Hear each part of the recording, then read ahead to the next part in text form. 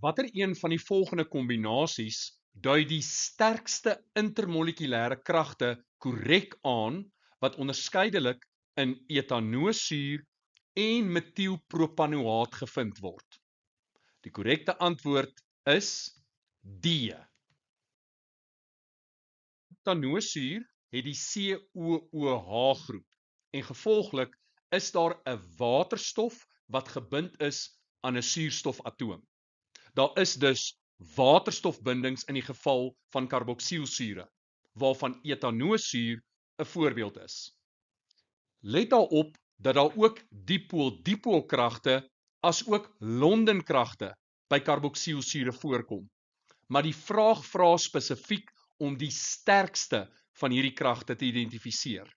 En waterstofbindings is die sterkste van daardie 3. Metielpropanoaat is 'n ester. Esters is polêr, so daar is dipool-dipoolkragte.